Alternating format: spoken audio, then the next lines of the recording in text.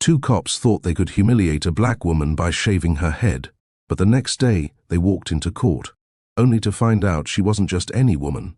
She was the judge presiding over their case. What happened next left the entire courtroom in shock. The fluorescent lights of the precinct flickered, casting sharp shadows on the cold cement floor. Judge Amara Daniels, a woman of dignity and composure, had just finished a long day in court when she was pulled over by two patrol cops on her way home. She wasn't wearing her judicial robe or pearls, just a simple sweater and slacks. To them, she was just another face they could push around. "Step out of the car," barked Officer Harris, tall and smug, with a sneer that carried the weight of unchecked authority. His partner, Officer Miller, leaned against the cruiser with folded arms, watching like a spectator at a cruel show. Amara complied calmly. "Is there a problem, officer?" she asked, her voice steady. "You match the description of a suspect," Harris snapped, without explanation. He didn't mention that the description was flimsy at best, just a black woman driving alone at night. Within minutes, she was shoved into the back of the squad car. Her protests, measured and lawful, fell on deaf ears. At the station, things escalated. Harris, mocking, said, "We'll make sure you don't look so high and mighty anymore." Before Amara could even process his words, Miller pulled out a pair of clippers. In front of laughing officers, they held her down and shaved her hair off. Her crown, her identity, was stripped away in an act meant to humiliate and degrade. Tears welled in her eyes, not from fear, but from the sheer injustice of the moment. They didn't know. They didn't recognize the woman they were breaking down. She wasn't just a black woman. She wasn't just another suspect. She was the Honorable Judge Amara Daniels, the very judge assigned to oversee misconduct cases, cases that now included theirs. And as she stared at herself in the mirror, hair gone but spirit unbroken, she whispered, "They'll see me again. In my courtroom." The next morning, Judge Amara Daniels arrived at the courthouse wearing her robe and pearls, her head wrapped in a silk scarf. The staff who worked closely with her noticed the change immediately. Her calm but piercing eyes seemed sharper, heavier with something unspoken. None of them dared to ask. In her chambers, Amara sat behind her mahogany desk, flipping through the stack of case files for the week. Her hand froze when she saw the assignment stamped across the folder: State versus Officers Harris and Miller, Police Misconduct and Abuse of Authority. Her breath caught for a second. The names leapt off the page like a cruel twist of fate. She whispered them aloud. Harris, Miller. The same men who dragged her dignity into the gutter less than 24 hours ago. The same men who laughed as they stripped away her hair, her crown. A storm raged inside her chest, but her face betrayed nothing. Judges were trained to be impartial, to rise above personal emotion. But how could she? This wasn't just a case. This was her life, her humiliation, her justice. She pressed her palm flat on the desk and steadied herself. "The law doesn't bend to anger," she murmured. "It bends to truth." Still, a flicker of fire remained in her tone. Meanwhile, in the precinct across town, Officers Harris and Miller were chuckling in the break room, gossiping about the woman they had taught a lesson.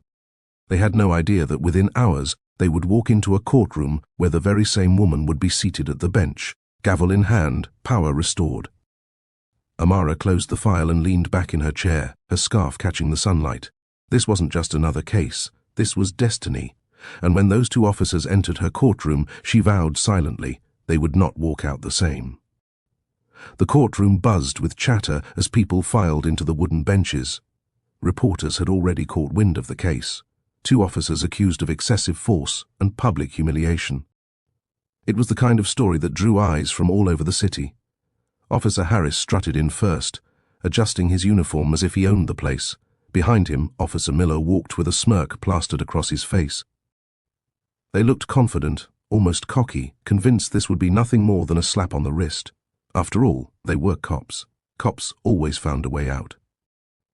Their defense attorney whispered to them, "Relax, the judge will probably sympathize. These things rarely stick." Harris chuckled, leaning back in his chair as though the hearing was a formality. But the room shifted the moment the bailiff's voice rang out, "All rise." The Honorable Judge Amara Daniels presiding. The heavy double doors opened, and Amara stepped in, draped in her black robe. Her silk scarf framed her face, dignity and power radiating from every step she took toward the bench. Harris's smirk faltered. Miller's jaw tightened. Their eyes widened in disbelief. It couldn't be. It was her. The woman they mocked, restrained and shaved bald, the one they laughed at like a cruel joke. Now she stood above them, elevated by both the bench and the authority of law. Amara sat down slowly, her gavel in hand. She scanned the room, her gaze finally locking on the two men. For a heartbeat, silence filled the air so heavy it seemed to crush the arrogance out of them. "Be seated," she said firmly. Her voice was calm, but beneath it was a current of steel. For the first time, Harris and Miller felt something they had never experienced before. Fear, and the trial hadn't even begun. The moment Judge Amara Daniels took her seat, whispers rippled through the courtroom like wildfire. The reporters scribbled furiously, eyes darting between the officers and the judge. Even the gallery, ordinary citizens who had shown up to witness justice, could sense that something extraordinary was unfolding. Harris shifted in his chair, tugging at his collar. His arrogance had drained into unease. Miller leaned toward their attorney, whispering sharply, "That's her! That's the woman!" "Quiet," the lawyer hissed. "Don't draw attention." But it was already too late. Judge Daniels' stare was locked on them, unblinking, measured, and unrelenting.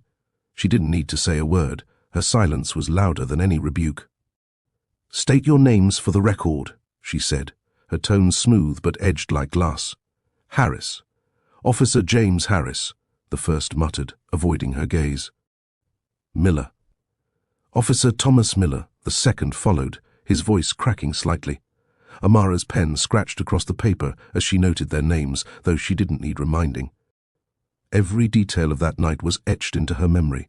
Their mocking laughter, the vibration of the clippers against her scalp, the cold cement floor beneath her knees. "Very well," she said, looking up. "Let the record show the defendants have identified themselves." Her gavel struck once. The prosecutor, Carla Ruiz, rose to deliver the opening statement. "Your Honor, this case is about power abused, dignity stripped, and justice denied. These officers did not merely overstep their duty, they shattered the trust between the law and the people it is meant to serve." The words hung heavy in the air. Harris and Miller exchanged nervous glances. From her bench, Amara listened intently, every muscle in her body composed. But inside, she burned with restrained fire.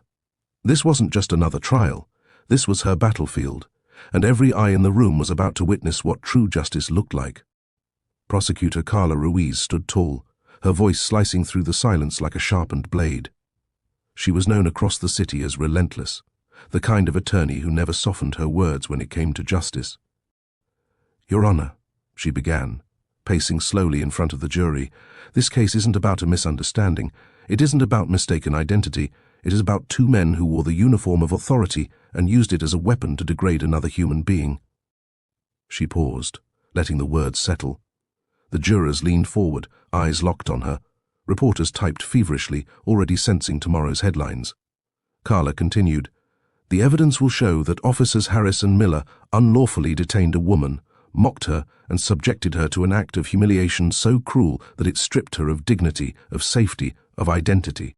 They laughed while holding clippers to her head, reducing her to an object of ridicule." Harris squirmed in his seat, his jaw clenched tight. Miller's hands fidgeted with his tie, sweat already beading at his temple. Carla's voice sharpened. "But what makes this crime even more despicable, Your Honor, is that it was not only an attack on a citizen, it was an attack on justice itself. For the woman they degraded was not only innocent, she is the very embodiment of law in this city." The jury gasped. Murmurs erupted in the gallery. Harris's face drained of color. Miller glanced desperately at their lawyer, who sat frozen, realizing the case had just transformed from routine misconduct into a career-destroying scandal. Judge Amara lifted her gavel. "Bang!" "Order in the court," she said, her voice steady, though every word was laced with meaning. Inside, Amara felt a storm, rage, grief, and resolve colliding. But her face remained a mask of impartiality. The prosecutor looked straight at the jury. "This trial will not only reveal the cruelty of these men, it will reveal their contempt for the very justice they swore to uphold." And with that, the real battle began. When the prosecutor sat down, the room was electric, every ear buzzing with shock. It was now the defense's turn. Officer Harris leaned forward, whispering fiercely to his lawyer, Daniel Price. "Fix this, spin it, I don't care how—" Daniel rose from his chair with a forced smile, trying to project confidence he didn't feel. He buttoned his suit jacket, cleared his throat, and approached the jury. "Ladies and gentlemen," he began smoothly, "what you just heard was a dramatic story. But that's all it is, a story. The truth is far less sinister. Officers Harris and Miller were responding to a call. They had reason to believe the individual matched a suspect description. Their actions, while perhaps misinterpreted, were not malicious. They were simply doing their duty." Harris nodded vigorously, as if Daniel's words could erase reality. Miller sat stiff, eyes fixed on the table. Daniel pressed on. The so-called humiliation was not an act of cruelty. It was a standard safety measure. The woman in question, who we now know is Judge Daniels, was uncooperative, and her hair was cut for identification and security purposes. Nothing more. The courtroom erupted in whispers again. Judge Amara's lips pressed into a thin line. Her hands gripped the gavel tightly, but she didn't move. Her role was not to argue, but to uphold. Carla Ruiz shot to her feet. "Objection, Your Honor. That is a blatant distortion of the facts." Amara's gavel struck. Bang. Objection sustained. "Counselor, stick to the facts." Daniel hesitated, swallowing hard. He turned back to the jury, his smile faltering. "You will see that my clients acted within the boundaries of their role as officers. Any suggestion otherwise is exaggeration." But the jurors' eyes told another story. They weren't buying it. For the first time, Harris and Miller felt the walls closing in, not of a precinct cell, but of justice itself. The courtroom door opened, and a young woman stepped in nervously. She wore a plain blouse and jeans, her hands trembling as she clutched her bag. The bailiff led her to the stand, and Judge Amara Daniels nodded gently. "State your name for the record," the clerk instructed. "My name is Tanya Williams," she said, her voice quivering. "I was at the precinct the night it happened." The prosecutor, Carla Ruiz, stepped forward. "Miss Williams, please tell the court what you saw." Tanya swallowed hard. "I'd been arrested for a minor traffic violation, so I was sitting in the holding cell. I saw those officers bring her in." She pointed directly at Harrison Miller. "They shoved her, mocked her. And then they pulled out clippers." Her voice cracked. "They laughed while they shaved her hair off. They called her names, said things like, 'You think you're above us? And let's see how high and mighty you look now.'" Gasps rippled through the courtroom. Harris shifted in his chair, his face turning red. Miller looked down, avoiding the jury's eyes. Carla pressed. "And did Judge Daniels resist in any way?" Tanya shook her head firmly. "No," she kept calm. She asked why they were doing this. She told them she hadn't done anything wrong, but they didn't care. They just wanted to humiliate her. The jury scribbled notes, expressions hardening with anger and disbelief. Defense attorney Daniel Price jumped up. "Objection, Your Honor. This witness is biased. She's a detainee herself. Hardly credible." Judge Daniels' gavel came down. Bang! Overruled. The jury will decide her credibility. Tanya looked straight at the jury, tears welling in her eyes. What they did wasn't just wrong. It was cruel. No one deserves that. Not her, not anybody. The silence that followed was louder than any outburst. For the first time, the officers' laughter from that night echoed back at them, this time in the courtroom where justice held the clippers. The weight of Tanya Williams' testimony lingered in the air like smoke after a fire. The jurors exchanged uneasy glances, and even the gallery seemed frozen in disbelief. Harris's jaw tightened as he leaned toward Miller, whispering through clenched teeth, "She's lying. She has to be lying." But Miller's confidence was gone. His hands trembled slightly as he whispered back, "They believed her." "You saw their faces." Defense attorney Daniel Price rose quickly, eager to contain the damage. "Ms. Williams," he said, pacing before the jury, "you admit you were in custody that night. Isn't it true you harbor resentment toward law enforcement?" Tanya straightened her shoulders. "I harbor resentment toward cruelty. There's a difference." The courtroom erupted in murmurs again. Daniel grimaced, realizing the answer only cemented her credibility. Judge Amara Daniels struck her gavel. Bang! Order. Her voice was calm, but her eyes betrayed a flicker of pride at Tanya's courage. Carla Ruiz stood once more, reclaiming the narrative. "Thank you, Ms. Williams. No further questions." Tanya stepped down, her head held high despite her trembling hands. Now all eyes shifted back to the defendants. Harris tapped his fingers rapidly against the table, his arrogance peeling away. Miller kept tugging at his collar, his smirk long gone. Whispers swirled through the gallery. "They're done for... Did you hear what she said? Even a detainee has more honor than them." Judge Daniels scanned the room before announcing, "We will recess until after lunch. Court is adjourned." Her gavel struck with finality. As the jury filed out, Harris muttered under his breath, "This is a setup." But when he glanced up at the bench, the judge's eyes met his. For a moment, Harris swore she was looking not just at him, but through him, like she could see the fear clawing behind his bravado. And for the first time, he wondered if his badge could save him at all. The jury had filed out for recess, leaving the courtroom eerily quiet. The defense table was no longer a place of confidence, it was a cornered cage. Officer Harris slammed his palm against the table. "This is insane! She's setting us up. We can't let her sit on this case." His lawyer, Daniel Price, rubbed his temples. "Keep your voice down. You think yelling is going to help? You're already on thin ice." Miller leaned in, his voice shaking. "James, it's her, the woman we shaved, the one we mocked. And now, she's the judge." Harris's eyes narrowed. "So what? She can't be impartial. We'll file a motion for recusal. No way she can sit in judgment over us." Daniel shook his head grimly. "You don't understand. She's played this perfectly. She hasn't slipped once. Every ruling so far has been by the book. If I move to disqualify her without evidence of bias, it'll look like desperation. The jury will see right through it." Harris's arrogance cracked, giving way to raw panic. "She's going to bury us." Meanwhile, in her chambers, Judge Amara Daniels removed her robe, folding it neatly over the chair. She caught her reflection in the mirror, the silk scarf covering her shaved head. For a moment, the memory of the clippers buzzed in her ears. She closed her eyes, steadying herself. A soft knock at the door. It was Carla Ruiz. "Your Honor, are you all right?" Amara opened her eyes. "I'll be fine. This isn't about me, Carla. It's about the law." Carla hesitated. "But it is about you too. They tried to strip your dignity. Now the whole city is watching to see if justice will protect even its own guardians." Amara drew in a breath, her resolve hardening. "Then I have no choice. I must not falter. For if I do, the law falters with me." Back in the defense room, Harris whispered the words he had never spoken before. "We're finished." When the court reconvened, after recess, the atmosphere was thick with anticipation. Everyone knew the prosecution had something big waiting to be revealed. Prosecutor Carla Ruiz rose with a flash drive in hand. "Your Honor, the state would like to present video evidence." Judge Amara Daniels gave a curt nod. "Proceed." The lights dimmed slightly as the screen at the front of the courtroom flickered to life. Grainy security footage appeared, taken from a precinct hallway camera.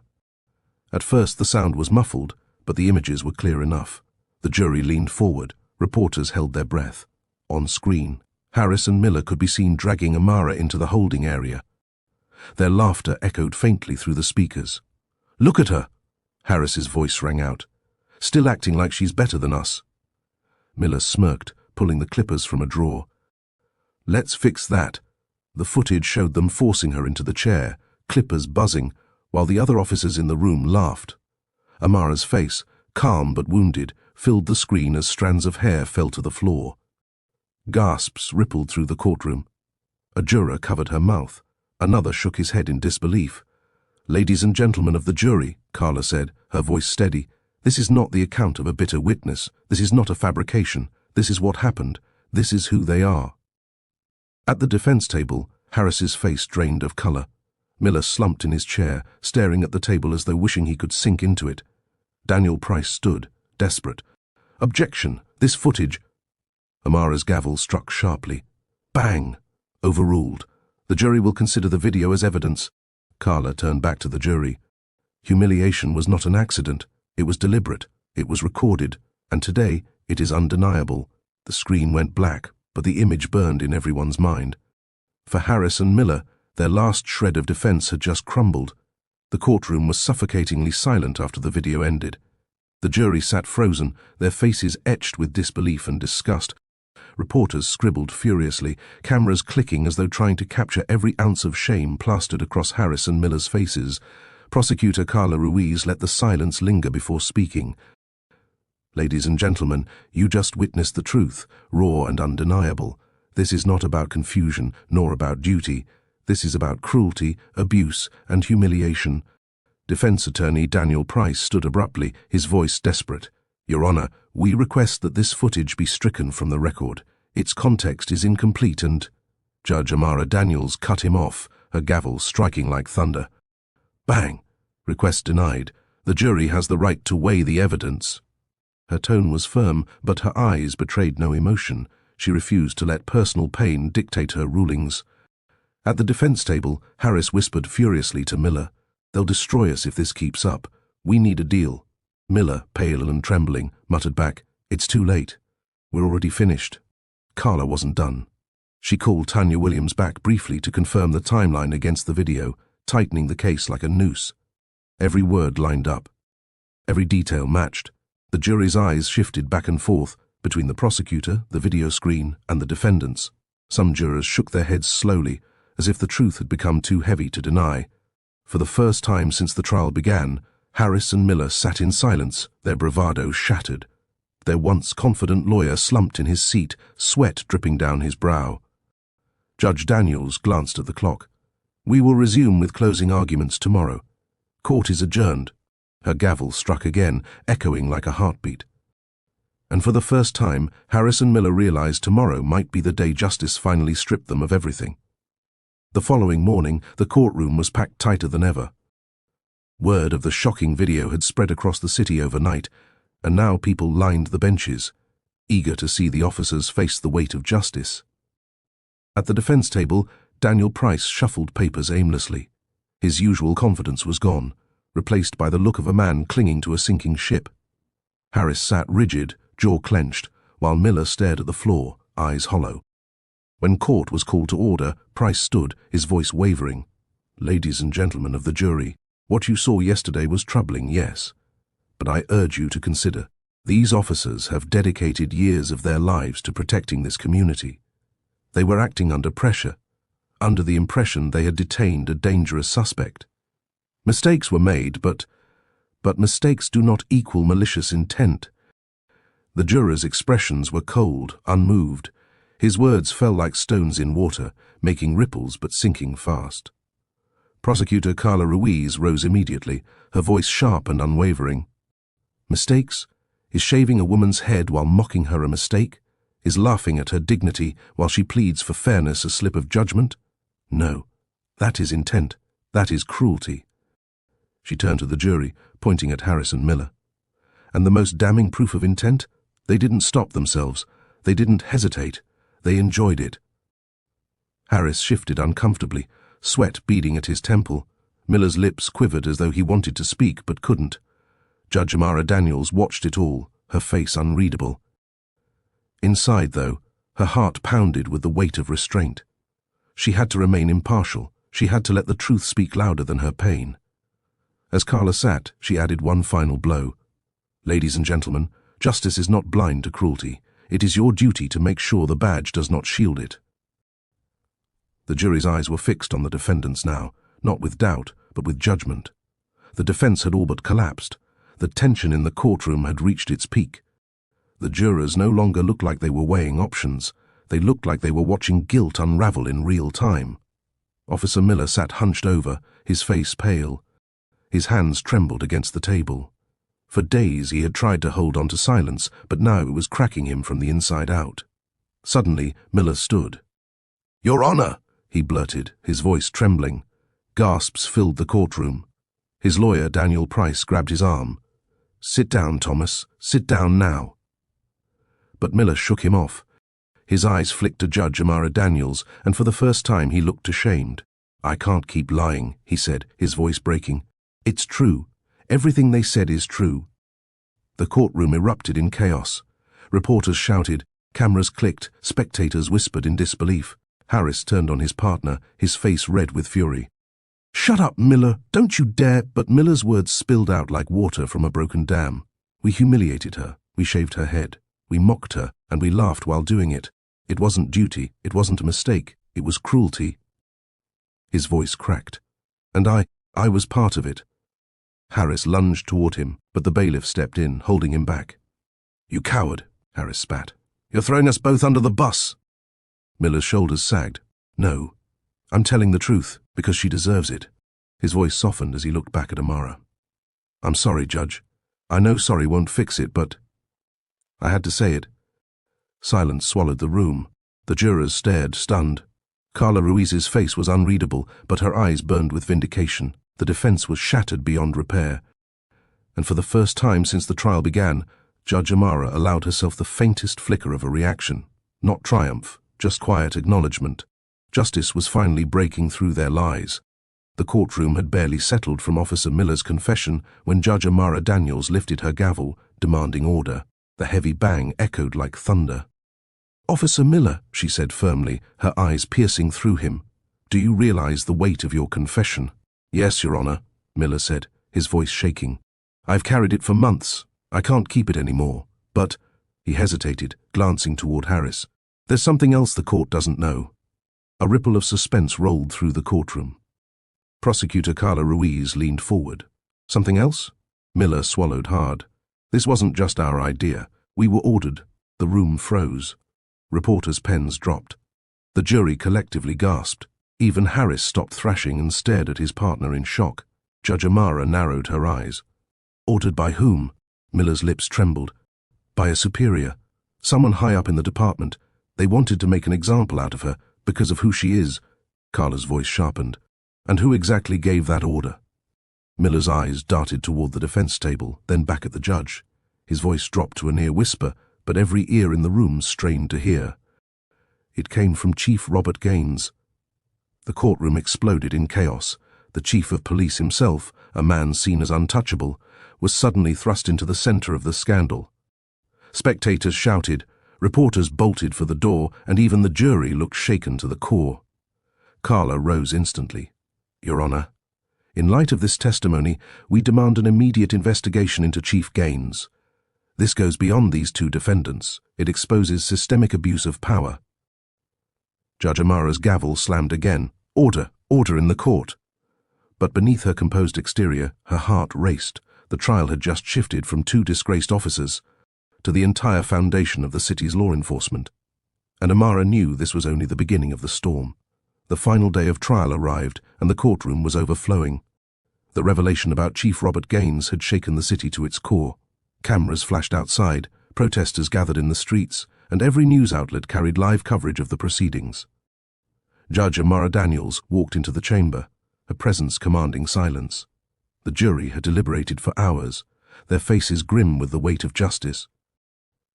"Has the jury reached a verdict?" Amara asked, her voice steady but burning with restrained emotion. The foreperson stood. "We have, Your Honor." The room was so silent it felt like the world was holding its breath. "In the case of Officer James Harris, we find the defendant guilty on all counts." Gasps filled the chamber. Harris's face went pale, his bravado shattered. "And in the case of Officer Thomas Miller, we find the defendant guilty of assault and misconduct, with leniency recommended due to cooperation." The crowd erupted, half in cheers, half in stunned whispers. Miller hung his head, tears rolling down his face. Defense attorney Daniel Price sat in silence, defeated. Prosecutor Carla Ruiz stood tall, her eyes glimmering with vindication. But Judge Amara wasn't finished. Her gavel struck once. "Before sentencing, this court orders an immediate inquiry into Chief Robert Gaines and the chain of command that enabled such abuses. No one is above the law, not even those who enforce it." The room erupted again, this time with applause and chants of support. Reporters rushed to capture every second of the historic moment. Amara looked directly at Harris and Miller. "You thought you could humiliate me, strip me of dignity, and silence my voice. But today, justice speaks louder than cruelty, and it will not be silenced."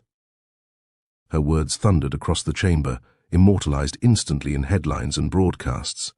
As the gavel fell for the final time, the trial wasn't just over, it had become a turning point. The officers were led away in shackles, the chief faced imminent downfall, and the city had witnessed a judge rise from victim to victor.